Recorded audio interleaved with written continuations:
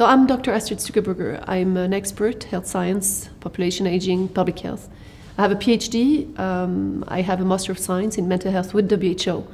And very early on in my career of 30 years of research, science, for politicians, for governments, for the public, for universities. So 30 years at University of Geneva, Faculty of Medicine, and other universities. I have been an expert and called as an expert at the European Union for innovation, at WHO, first on aging, which was my first topic for the 10 first years, and also collaborated a lot with WHO, but after that with ethics and with epidemics. We call it international health regulation. So that brought me to have a broad view of what is going on. So first, I will just explain that I have studied the United Nations inside out during the last 30 years, I guess, because I was taken as an expert in the United Nations, not just WHO, the International Labour Office, the Human Rights Commission, and I even participated in many sessions.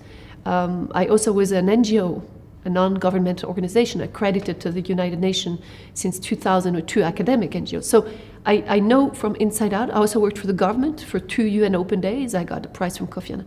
So my ability to speak and what I'm doing is to try and explain the system. Many don't understand that the United Nations is a huge organigram. You can type on internet, United Nations system, image, and you can see how it is built. Please do that. Because then you will understand that WHO, the World Health Organization, is just one specialized agency of the whole agency program, and you cannot just take WHO separately. You have to understand that WHO obeys also to the Secretary General, United Nations.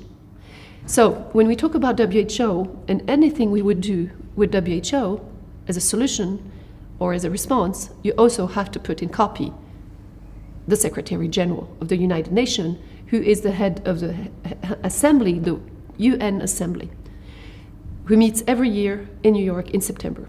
And what happened in the 2 past years, and I saw it retrospectively because I had not seen it going like that so fast in a way, is that they have been discussing since last year and maybe a little bit before about an instrument, an international instrument. They say a treaty or convention or other instrument that they want to build up, carve, and there is a guide on pandemic treaty, how to make it happen. And this would give total authority to WHO, to the Director General of the WHO, Tedros Ghebreyesus, who will be re-elected, we know now, as the only candidate for 5 years again, who's the first non-medical doctor. So this already gives you a clue that something is wrong.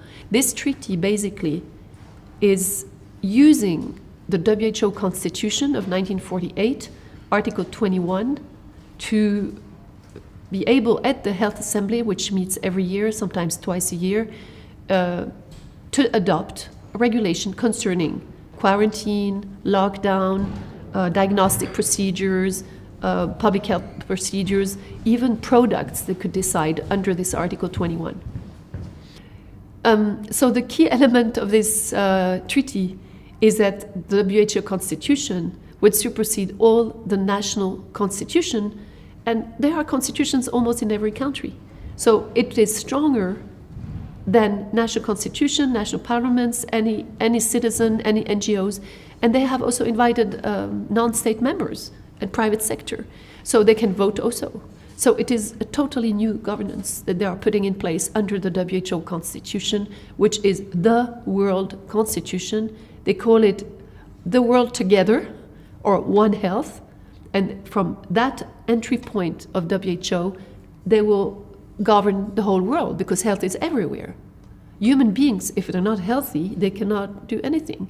So that's basically what the treaty wants to do, is give all powers to a center, a secretariat, board, negotiating body, they call many names, and this will decide for the future and the destiny of people under emergency law.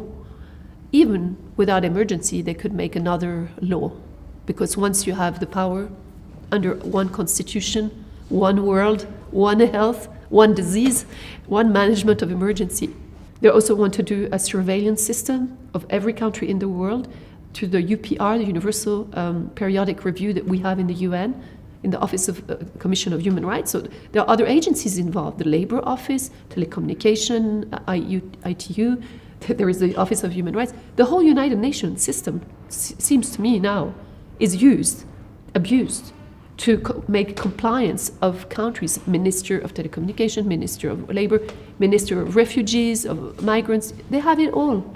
It's all a monopoly game in front of them. This earth does not belong to them.